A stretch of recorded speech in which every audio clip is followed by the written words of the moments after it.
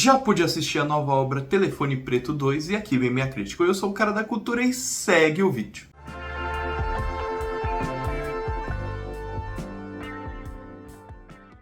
Telefone Preto 2 volta às origens do primeiro.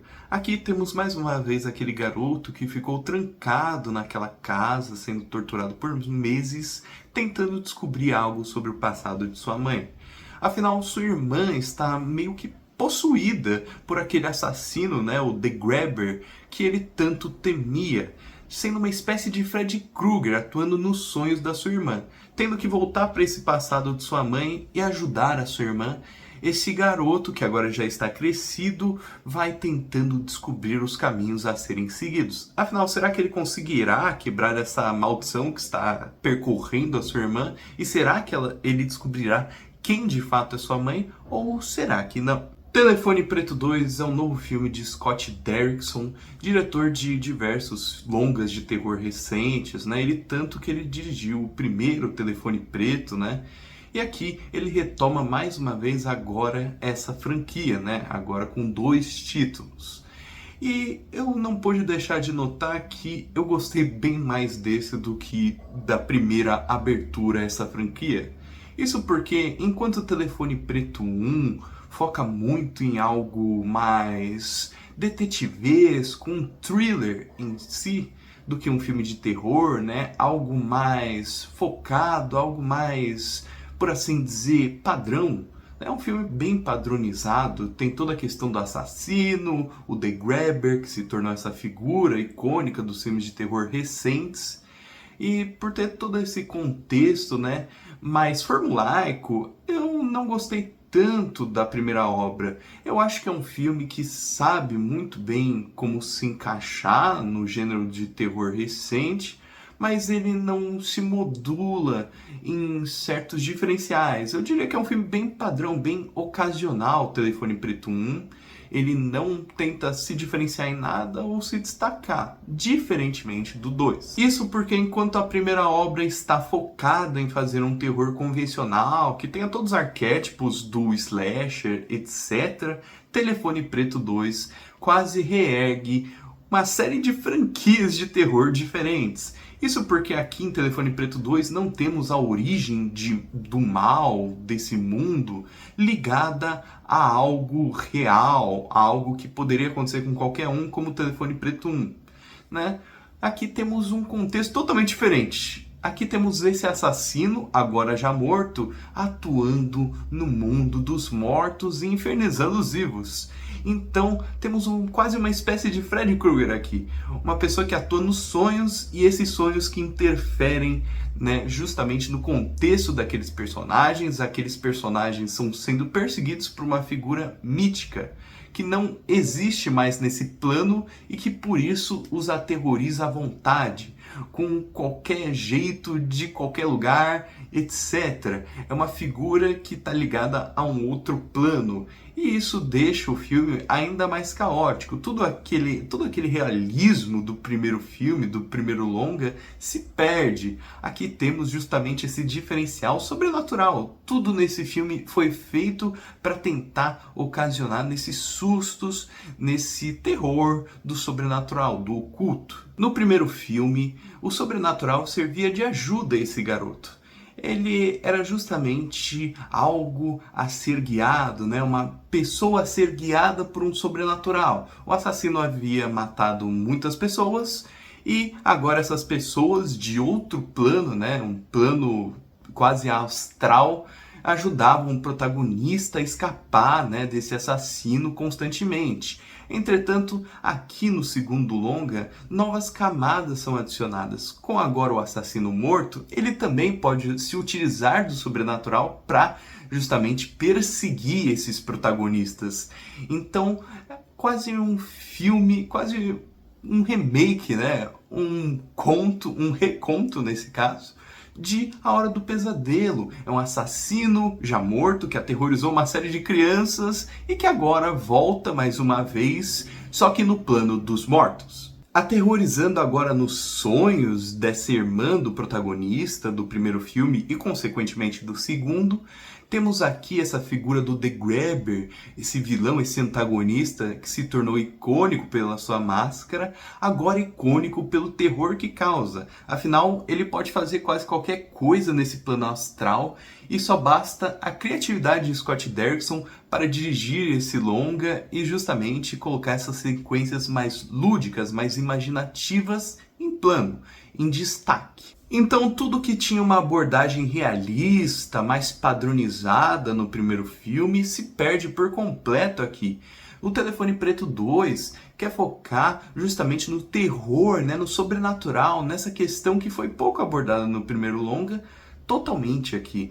Então temos diversas cenas de crianças que o The Grabber matou. Temos o The Grabber perseguindo das formas mais dinâmicas e lúdicas possíveis esses protagonistas, aterrorizando eles de uma maneira quase invisível, lembrando constantemente de Hora do Pesadelo, de Freddy Krueger, mas aqui com essa nova roupagem do Scott Derrickson, algo mais padrão, mais realista, mas que ainda tem esse toque lúdico, justamente proposto pela franquia Hora do Pesadelo. A forma de se fotografar a imagem aqui também mudou. Scott Derrickson aqui prioriza por algo mais rural, algo mais pacato e algo mais granulado. Toda a fotografia aqui é construída em algo bem amador, por assim dizer. Uma fotografia que poderia ser feita por qualquer um, por assim dizer, quase um found footage nesse sentido. Então, temos aqui diversos jogos de câmera, diversas filmagens muito diferenciadas do realismo concreto da primeira obra. Aqui temos dinamismo, temos uma câmera quase incontrolável que se move, se estende pelo filme todo, que constantemente está em movimento, diferente do primeiro filme, que tem justamente ela mais bem posicionada no plano. Tem ela justamente mais fechada, mais ambiente, etc. Aqui não, temos uma câmera expansionista que quer mostrar constantemente seus cenários e tudo que o filme, a obra, tem a oferecer em questão cenográfica mesmo. Isso denota também muito do que Telefone Preto 2 é, uma expansão. Ele quer expandir ao extremo esse conceito do sobrenatural que sobrepunha já a franquia Telefone Preto. Então, onde temos no primeiro filme algo abordado nos mínimos, né? No caso, toda essa questão do sobrenatural, que é pouco abordada, né? Quase nada abordada, aqui em Telefone Preto 2 ela faz o filme praticamente inteiro. Então temos justamente ela em primeiro plano, essa questão do sobrenatural, essa questão da expansão do filme, essa expansão que justamente vai brincar com a própria maneira como o filme é feito, né? O formato do filme. Nesses meandros novos de roteiro, abordando o sobrenatural, The Grabber ganha novas facetas, por assim dizer. Ele agora pode fazer qualquer coisa em tela e esse é o terror do filme. A maneira como The Grabber pensa nos seus assassinatos, a maneira como ele o faz em tela, ou pelo menos tenta fazer. Então temos aqui um The Grabber que está ainda mais ousado, mais asqueroso, no sentido dele já estar morto e agora assombrar suas vítimas, fazendo com que elas nunca descansem no tempo de tela. Afinal, se você dorme nesse filme, se você, assim como A Hora do Pesadelo, justamente adormece, você tem problemas e o filme trata disso constantemente. Personagens não podem dormir aqui, etc. É um filme que vai retomar justamente em síntese tudo que A Hora do Pesadelo é, mas numa nova roupagem, com esse assassino que ficou conhecido recentemente, o The Grabber. Se jogando a novos espaços, agora mais sobrenaturais, ao final eu notei que Telefone Preto 2 é uma expansão em todos os sentidos do primeiro filme. Não necessariamente isso faz um filme ser melhor que o outro, afinal um filme pode ser mais intimista ou não, mas aqui em Telefone Preto 2 tudo recai com uma certa ousadia moldada aos moldes de Sexta-feira 13, com a questão deles estarem em um acampamento abandonado. Também na Hora do Pesadelo, claramente a mais evidente obra na qual Telefone Preto 2 se inspirou.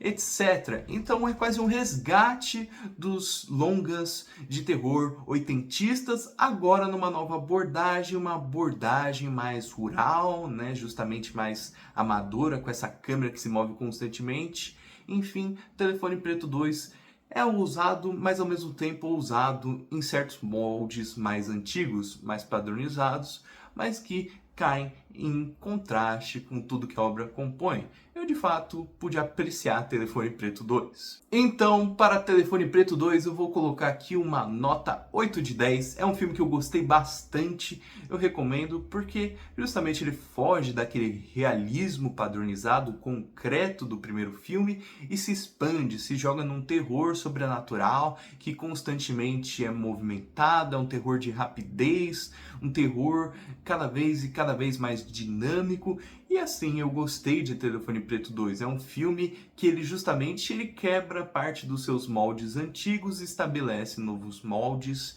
que fazem sentido com o que a obra propõe. Mas e aí, gostou do vídeo? Vai assistir o filme? Então curta, se inscreva, compartilhe, comente. Eu sou o Cara da Cultura e tchau!